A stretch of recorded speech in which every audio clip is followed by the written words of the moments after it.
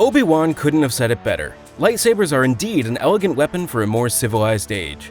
However, underneath their sleek design, they have the capacity to cause serious damage. Made from special materials called Kyber crystals, lightsabers take on a variety of forms and colors, all dependent on how the crystal is forged and the user's force alignment. For this ranking, both the saber itself and its user become important for determining just how powerful lightsabers can get. We don't know much about Rey's saber yet, but it distinguishes itself in the canon for blazing a new trail. Made by Rey in the final events of The Rise of Skywalker, Rey's yellow lightsaber is the most recent addition to the Star Wars canon, heralding new possibilities in the lightsaber roster. This lightsaber is a breath of fresh air visually in the Star Wars Legacy films, though it's still unknown how powerful of a saber it could be, so it's entirely possible that this new saber will be imbued with her experience as the current Last Jedi in the Legacy canon. Fisto's lightsaber skills are the key to his victories and his prominence in the Clone Wars, especially in the animated series. Wielding a classic saber, his saber proved powerful enough to even go up against General Grievous. He later modified his saber with 2 crystals to help it operate underwater, a move that demonstrates ingenuity and a dynamic fighting style. It's pretty safe to say that Fisto's lightsaber gets to do tricks that not many other Jedi can claim. Though as far as the most powerful sabers go, his still sits lower on this ranking. Ahsoka's original lightsaber set packed a punch thanks to her unique way of holding them, a form known as Ataru, which is a lightsaber technique based on reverse grip that prioritizes wrist movement instead of the more traditional swordplay. Ahsoka's technique is largely what makes her so powerful as a Padawan learner, and it's thanks to her quick thinking that she's able to grow in her skills throughout the Clone Wars. It's pretty impressive that she can dual wield at such a young age, and it's a quality of her swordplay that makes for great fight sequences and flexibility not seen in other sabers. The Inquisitor's sabers are a different take on the dual saber design, and boy do they hurt where it counts. Sith Inquisitors devote themselves heavily to the dark side of the Force, with many of their lightsabers incorporating Sith lightning as an extra power-up. Introduced in the Old Republic video games and brought back in Star Wars Rebels, an Inquisitor took the Sith mentality a step further with their focus on agility over power. Inquisitors tend to work solo, and running into one of them guarantees you a hard time, though it's difficult to place how much of this is up to the actual strength of their sabers. Featured in Star Wars Rebels, Ezra Bridger's lightsaber is a blaster-slash-saber hybrid, which gives him a lot more mileage already than most sabers. The saber's hilt gives Ezra a blaster grip with saber dimensions, and it's a force to be reckoned with, especially considering Ezra built it himself. The hybrid model is a really neat way to problem solve for his inexperience with lightsabers, and that blaster function in particular gives him fights unlike any others in the Star Wars canon. Obi-Wan might say that Jedi don't use blasters, but Ezra managed to do both. If there's one thing keeping this saber from its true potential, it's that the blaster and saber can't be used at the same time. Based on skill level alone, the Lightwhip is nothing to sneeze at. Appearing in the Star Wars Legends expanded universe, Lightwhips were most used by the Night Sisters, an order of witches on Dathomir. That's not to say it's a dark side only blade though. Jedi could sometimes be found using them, such as the Jedi Knight Vernestra Rwoh, but even so, it's a rare sight. The saber works by having the crystal's energy run through flexible tubes instead of as a solid blade. Not many know how to fight against a Lightwhip after all. Qui-Gon's classic green saber delivers some of the most elegant and memorable fights from back when the Jedi held more sway. Qui-Gon's patient and attentive fighting style only strengthened his saber, giving us the memorable Duel of the Fates. Throughout his fights, Qui-Gon demonstrates a really natural way of fighting to emphasize his connection to the Force, like when he waits for an opportunity to strike Darth Maul in their final conflict. Though Qui-Gon meets his end way too soon, his command of a lightsaber isn't so easily forgotten. From the Old Republic games, Darth Malgus opts between 1 and 2 sabers, always fueled by a raging bloodlust that just isn't usually seen in Star Wars. His sabers have had a hand in killing numerous Jedi, which automatically makes them tough to beat. Malgus mostly uses his sabers in combination with the dark side of the Force, meaning that his attacks will always hurt. Although, in this case, it's not entirely the saber doing that hurting. While these sabers may not be as distinct as some of the others on this ranking, they pack a powerful punch that can't be ignored, especially by the Jedi. Unlike his master, Obi-Wan's appearances in Star Wars give him quite a storied history with lightsabers. While he's owned many over the years, none can be more powerful than his third and final saber. Crafted after becoming a Jedi Master, Obi-Wan's iconic blue saber saw him through both the rise and fall of Anakin Skywalker, and his eventual turn to Darth Vader. In A New Hope, it's this very saber that keeps Vader busy on the Death Star, and it's also this saber that inspires Luke's second saber in Return of the Jedi. While a bit less in your face, Obi-Wan's saber is a true classic and has the chops to prove it. Introduced as a character in the Force Unleashed strain of Star Wars Expanded Universe stories, even appearing as a playable character in the Force Unleashed video game, Brood uses truly impressive dual sabers with the Tonfa-shaped hilt, a traditional wooden weapon from Okinawa that works both as a shield for your arms and a sort of boxing glove at the same time. No other Star Wars characters have blades like hers, and it's right up there with the blaster-slash-saber hybrid for how it expands the usage of just one weapon.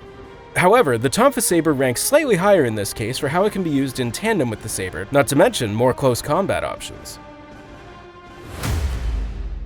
Introduced in the Clone Wars animated series, Savage Opress is a Night Brother and a co-conspirator of Darth Maul. Much like Darth Malgus, Savage's attacks are, well, savage, and he favors brute strength over agility or scheming. While he originally wielded an enchanted spear, the lightsaber upgrade makes his attacks more deadly and in line with his Sith training. It also gives him a handy parallel to Maul and their brotherly bond. While Savage does eventually fall to Darth Sidious, his ferocity shouldn't be overlooked here. He was quite the opponent. The lightsaber elements to the Praetorian Guard and The Last Jedi give Rey and Kylo a run for their money, proving that these weapons aren't just scary when used by Force-sensitive elite. The Last Jedi mixes up Rey's opponents by having each guard carry a variation on the Kyber Crystal Spear, making for really engaging fights and inventive solutions from her and Kylo Ren. Praetorian Guards first appear in the Senate of the Old Republic, echoing a bit of an ancient Roman custom, and their duty to the Emperor's bodyguards means their weapons will always stand a cut above the rest. As defenders of the Jedi Temple, the Guards' Pike sabers combine unique colors and shapes to create a resolute opponent. These lightsabers snap into place with the flick of a wrist and work in numbers. Hats off to the design of this blade, but its efficiency is just amazing. The Jedi Temple Guard work to preserve the Jedi Order and protect its members from harm. It's not hard to get mesmerized by their lightsabers' unique color and style, especially since double-bladed lightsabers aren't seen as often on the Jedi side of things. The Jedi Temple Guard's background rules do mean we don't know everything about how their lightsabers work, but when they do spring into action, it's worth the watch. How could we not include Count Dooku? The Sith Lord's curved-hilt sabers give him excellent maneuverability and opportunities for quick escapes, though his power is not to be underestimated when he does stick around to fight. Dooku is one of the few Sith that finds himself fighting on all sides constantly, whether it be Grievous, Darth Sidious, or even Yoda. In order to handle these constant backstabbings, he's quite handy with his dual sabers, fighting with such a flurry of movements that it's hard for his opponents to keep up. While he does injure Anakin early on, he does eventually get what's coming to him, making for an abrupt end to a powerful Sith Lord. Luke's green saber comes at the culmination of his Jedi training, proving his worth in battle during the entirety of Return of the Jedi. Wielding it comes naturally, and this fighting style emphasizes the effortless power of this refined upgrade. While Luke's previous lightsaber was passed down to him, this new saber symbolizes the start of a new age in Star Wars. But don't be fooled. Luke's saber isn't just ceremonial. He uses it all throughout Return of the Jedi, from saving his friends from the Sarlacc to fighting Emperor Palpatine in the climax of the original trilogy. Luke's saber is ultimately what helped to restore balance to the Force and even redeem his father. What would a lightsaber ranking be without General Grievous and his collection? Although not technically a single saber, Grievous's fighting style is one of the most intimidating in the entire Star Wars canon. As someone with cybernetic enhancements, Grievous is capable of wielding way more lightsabers than should be humanly possible, making the strength of his attacks perfect for this ranking. Collecting each of his lightsabers as little trophies for each Jedi he defeats, Grievous' scare tactics are nothing to sneeze at. He's the perfect villain, and the extended universe definitely understands that Grievous' lightsabers offer a ton of entertainment potential for fans. Everyone's favorite elderly green Jedi has an equally green lightsaber to wield. His shorter lightsaber is modeled after a Japanese Shoto, not as long as a regular katana. This short blade plus a highly force-sensitive Jedi equals some of the most masterful uses of lightsaber techniques known to Star Wars. Yoda's cane might make him seem incapable of doing much, but his force abilities more than make up for it. He fights with the best of them, including a truly impressive final confrontation between him and Emperor Palpatine in Revenge of the Sith. Yoda's arguably the best example of a lightsaber user because of how precise and controlled he is, even when zipping around an enemy. After defecting from the Jedi and well into the events of Star Wars Rebels, Ahsoka takes twin red sabers from a Sith Inquisitor foe after defeating him and purifies the Kyber crystals inside with the Force, turning them white. This reversed the bleeding that crystals undergo when used by Sith, a process that turns them red for the user. Aside from the white sabers being absolutely stunning, Ahsoka's skills as a dual wielder only grow with this new set, and she completely steals the show with her swordsmanship. Ahsoka's white lightsabers in Rebels are a shining example of the power of a Jedi's lightsaber. Asajj Ventress dual curved lightsabers make for a powerful entrance to the Clone Wars series, and the ensuing fights are equally as terrifying. Not only are her dual blades distinct for their curved handles, she also has the option to fit them together as a dual-bladed staff like Darth Maul's for one big dose of trouble. She practices the Jarkai fighting style, which stresses Ventress's quick movements and force-enabled jumps and make her a difficult target to pin down, especially with this style switching to keep her enemies on their toes. As a staple foe in Star Wars, Ventress' powerful blades deserve the hype. Hot-headed and vengeful Kylo Ren distinguished himself early on in the sequel trilogy thanks to his unique cross-bladed red saber. Many fans have pointed out how the saber's crackling energy points to an imbalance in Ren, which checks out since his fights are always fueled by the rage he struggles to let go of. While the crossguard has been used before in Star Wars, Kylo Ren's is something else entirely.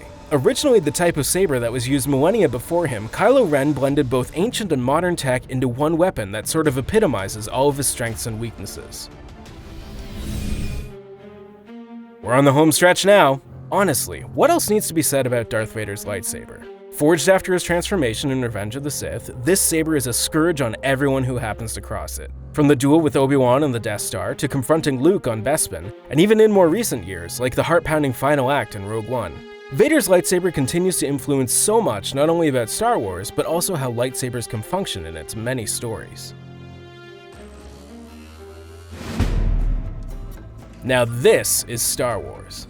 Anakin's lightsaber has been passed down through all three Star Wars trilogies. First introduced to Luke Skywalker by Obi-Wan in Episode 4, and discovered anew by Rey in Episode 7. This saber's iconic status isn't for nothing though. As a staple part of Star Wars iconography, it's seen its fair share of fights, and has served all of its users well, even with all the battle damage and repairs it goes through over the years. The saber has a few different fates depending on if you're following the expanded universe or the sequel trilogy, but in both, the saber remains intact and holds an important place in the legacy it helped to create. Mace Windu's saber has it all. Iconic, powerful, and involved in some of the best action in the Clone Wars.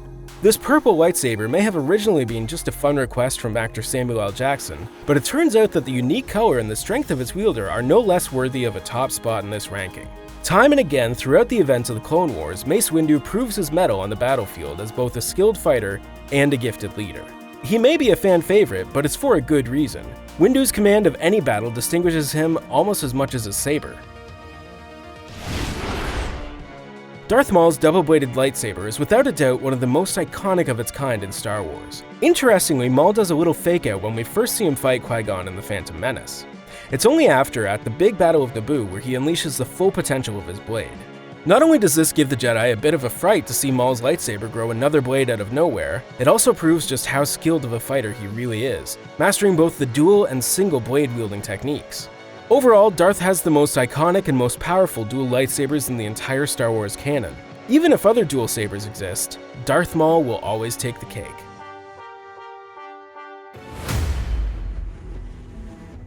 And finally, we arrive at number 1. As one of the most legendary lightsabers in Star Wars lore, the Darksaber carries a long, tragic, and unique past with it after its thousands of years in use. The oldest saber currently known, it hasn't broken or been lost in game-changing ways, proving that it has staying power that can put it up there with the very best. The Darksaber has made notable appearances in The Clone Wars, Rebels, and more recently, The Mandalorian. Aside from a truly iconic design that gives it a negative space, the Darksaber was forged and handed down by Mandalorians, a culture of warriors that rarely has Jedi connections. The raw power of this blade, along with its legacy and its origins, make it undoubtedly deserving of the number 1 slot in our books.